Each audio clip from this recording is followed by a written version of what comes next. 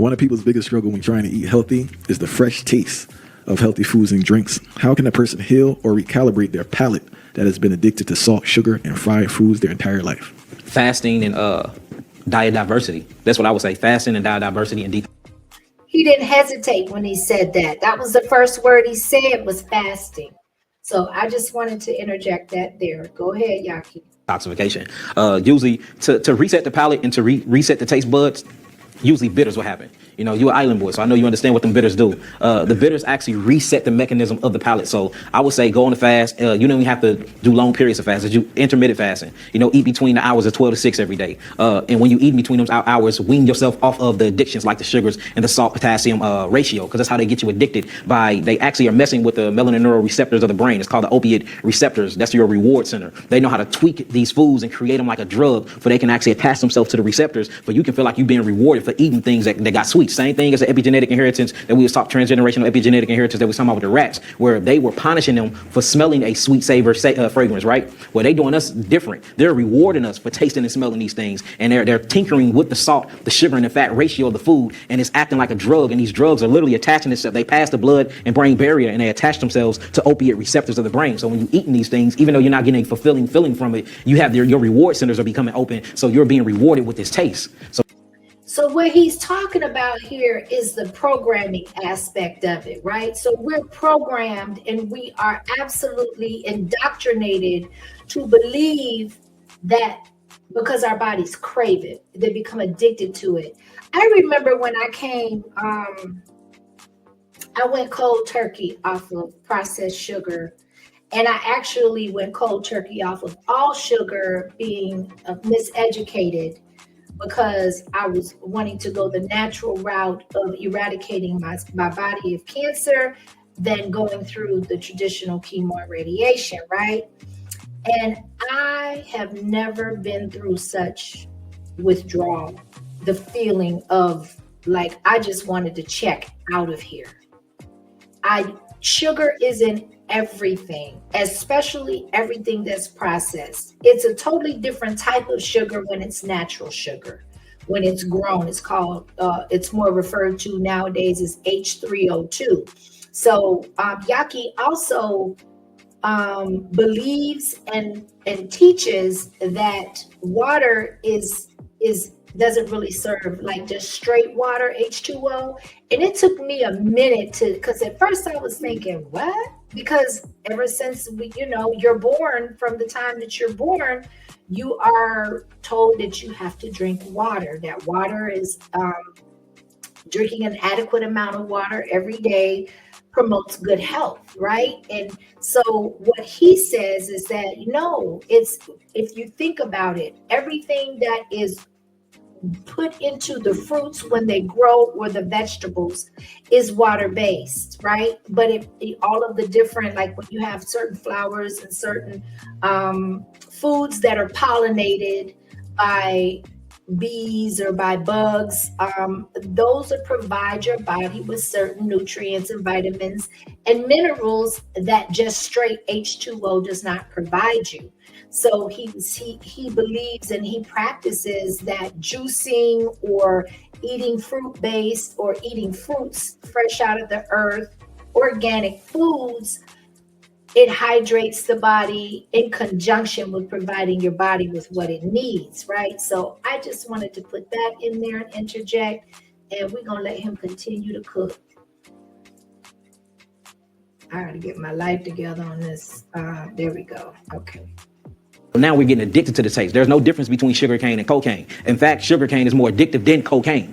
You see what I'm saying? So I would say this: fasting. Once you fast or you go on intermittent fasting and you only fast between the hours of 1 to 6, as long as you fast in at least 16 hours a day. So your safe zone is when you get up, don't eat anything, just drink some water or drink some H3O2, which is freshly squeezed juice, right? The moment that the sun is as high as in the sky, which is around 12 p.m., it's called the circadian rhythm. You're supposed to eat with the sun in the sun. Eat when the sun is the highest in the sky, around 12, and then don't eat nothing when the sun go down. I would say don't eat nothing after 6 p.m. But if you just now get into this, eat with the sun and stop eating when the sun go down. While you're doing that, your body is going to automatically kick itself into a detoxification mechanism. Glutathione going to start kicking on, opening up something called the NRF2 pathways. This is going to open up all these different pathways in your cells, and it's going to start pushing all of those toxins and all of those different receptors out of the body by way of the liver. So now this is what stops your addiction. Now, how to help this process is resetting your mouth. The best way to reset your taste buds in your mouth is taking on bitters. Bitters. I call them low oxalates because they got high calcium in them, but there's not enough calcium in them to calcify the body or to calcify the pineal gland and stuff like that. I mean, the pineal. Now, I have ordered and taken his bitters, and let me tell you, those things definitely work. Okay, when he talks about resetting the palate, the body stops craving the very thing that it has always craved with the sugars. Now, when he said that because of his history, but he knows the difference between the drug cocaine and then the sugar cane. Now, I was raised on sugar cane because I was in the South, right? When I was a kid, and that was like always given to me as a treat, was a sugar cane. The bark, where you take a knife and you peel the green bark off of the outside, and then you got the little strings that are nothing, it's just full of sugar, and you just peel it off and you suck it out. And what he's saying is that sugar is more addictive than cocaine, right?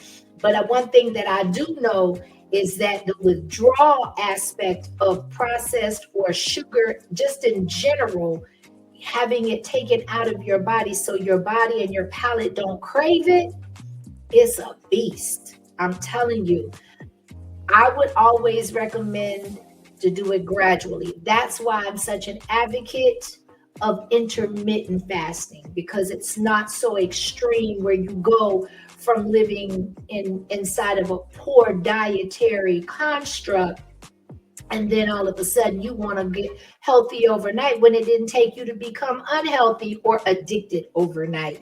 This has been a process. This has been a lifelong, in many of our cases, process to where we really have, because I'm telling you, you can really shock the body and mess yourself up, short and long term, if you just totally deprive your body from what it's had its entire life or its entire existence.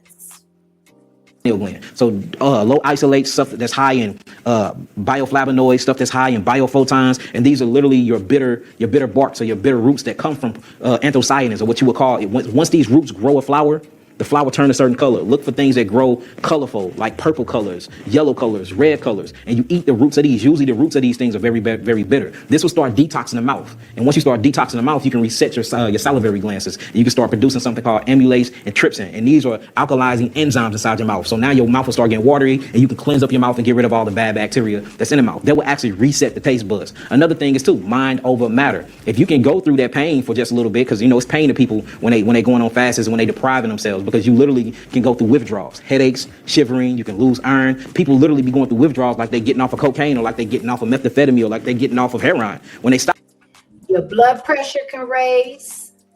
Okay, I'm telling you, when your body it's a sense of shock when you've had something or you've been feeding, because it's become a part of your DNA.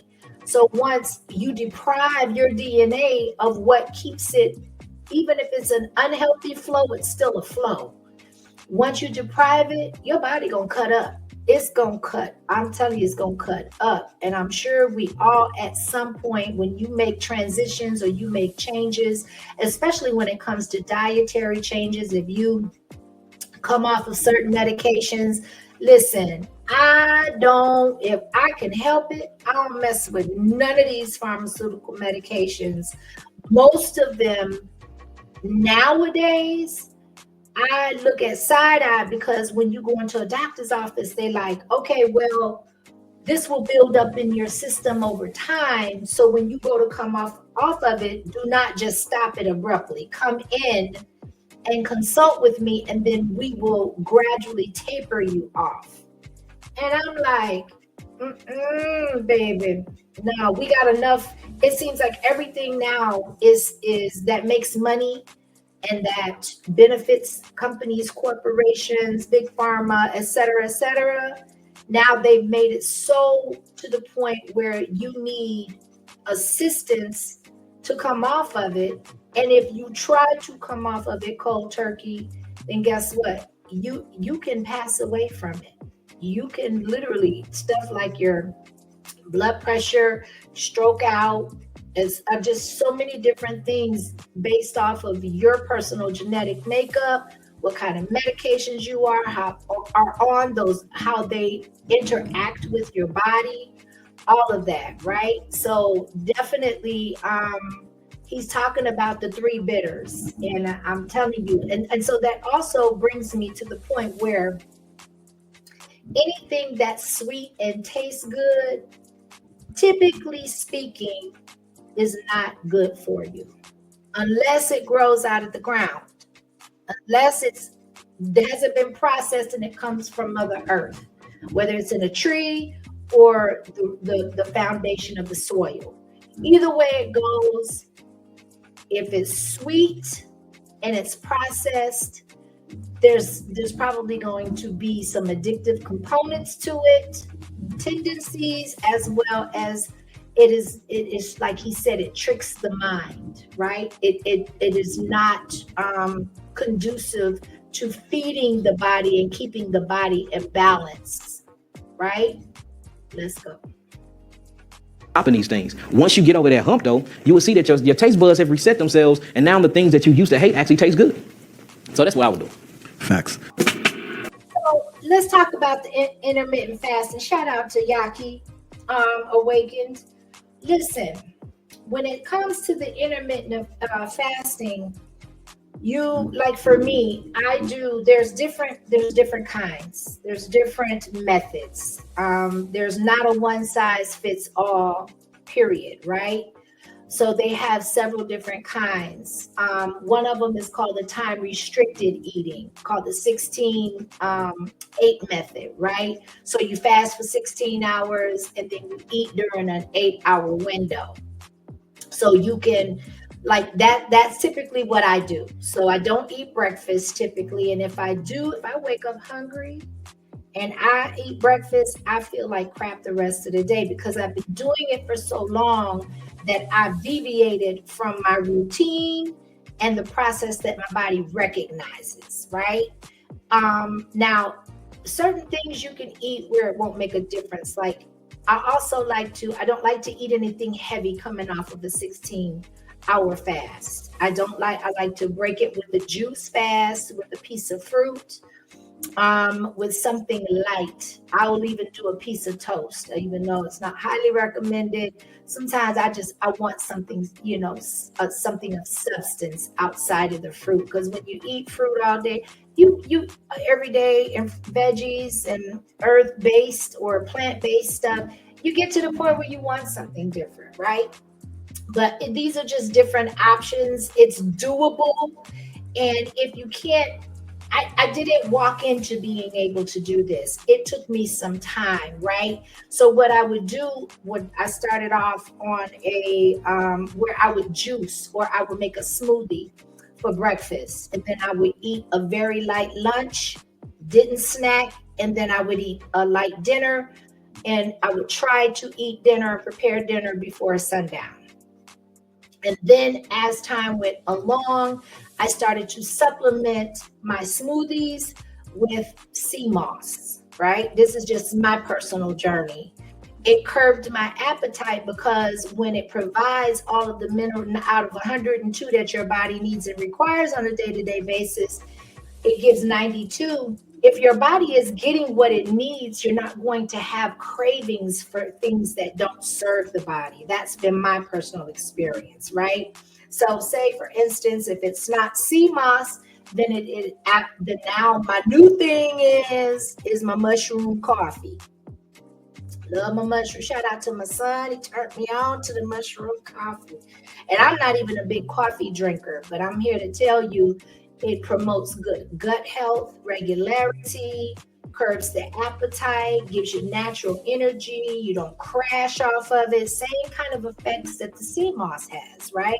So there are many different ways, and I'm just giving suggestions and examples because You can do what makes it work for you, but you do need to be informed and educate yourself on what does work for you, what will kind of help you transition into it. Now, I did go when I went through my when I was trying to detox from the sugar and stuff. I went through I think I made it to 30 days. I want to say 27 or 30 days of fasting. And when I say fasting, no foods, it was all fruit, juice based, water, and that's it. That was I thought I was gonna die after that before that 7th day. Once that 7th day hit, listen, stuff started to get weird, but I was feeling like I had never felt before. And I was like, I was light on my feet. I wasn't hungry anymore. I wasn't thinking about food all day, every day. I wasn't distracted by the fact that I was fasting. I was needing less medication from the meds that I was on. It was just, I could tell I had elevated and graduated to a different level from where I was, right? And so when I would say around week 2, maybe my 14th day, listen, Linda, nobody could tell me. And I'm talking about this is going through treatment. I was going through treatment at the time. I was weak, not gonna lie. I was weak as heck, but there was so much going on in my body that my body didn't recognize, that my body wasn't used to. But mentally, my clarity was starting to flip. My spiritual opening canal had opened, and things, like prayer and supplication came a lot easier. My temperament was a lot more calm. My level of understanding was ascending. I was just going through some things that I had never been through before, and I was absolutely pleased. And it was enough for me to say, okay, this is not going to be something just temporary for me. Yeah, once I get better, I want to maintain what I have and find out what else is out there for me to be engulfed with, to elevate to. It's just definitely been a life altering experience for me. Now, they do have what they call the 5-2 diet, right? So you eat normally. This is another form of intermittent fasting. So you eat normally 5 days a week, but you count your calories, right? And then you fast for 2 days. You don't eat anything. You just drink water, right? So you can alternate your days and do your 2 days off when fasting instead of doing it on the weekend or 2 consecutive days. You can split it up. So you can eat Monday, Wednesday, and Friday, and then fast on Tuesday and Thursday. That's one of the things, another method of intermittent fasting you can do. They also have what they call an eat, stop, eat method, right? So you do a 24-hour fast once or twice a week, okay? So it's kind of like the same, I guess the 5-2 diet, they're kind of similar in that regard. But it's best for those that want more of a flexible but intense fasting routine, because once you go 24 hours and then you eat again, it's like you're going to be repeating as opposed to just like doing a straight fast until your body becomes acclimated to it, so you're not hungry anymore. That is, in my opinion, how you know your body has become acclimated to the fasting process or the method that you choose, or is that you're not craving and it's not distracting you to the point where it's keeping you from doing your everyday tasks, working, sleeping. It's not interrupting your rest. Actually, it has improved or is improving your ability to rest, right? So those are just some of the the methods that you can do intermittent fasting. I want it to be palatable if you've never tried it before, but you've thought about it or you've seen people that actually did it. Now, my picture on the thumbnail, I think I was just like maybe 2 years recovered from cancer, right? And when I tell you I was the most disciplined I'd ever been, it became it has become a lifestyle. You know, now I absorb myself in spreading health and awareness to others, because we still have a lot of people that don't know anything outside of hospitals, that don't know anything outside of sweet potato pies and cakes and honey buns and macaroni and cheese and greens with turkey necks in them and fried chicken. I don't want to make nobody hungry, but I'm just saying, this is, you know, we got a burger called the All-American Burger that all of the major, no matter what hamburger chain you go to, most of them have a burger called the All-American Burger. So that is a cultural implementation into our diets. That, look at McDonald's, they got them in the Happy Meals. They're introduced to our children at a very early age. So it becomes a part of who you are, becomes ingrained in you from childhood. And that's the point. That's the whole objective. I am just reiterating my journey and giving testimonies and, you know, some suggestions from other people that have yielded good results from the same outcome of fasting, of intermittent fasting, of eating the right foods. And I'm telling you, it will change your life if you can implement it as a lifestyle. It will change your life, y'all. So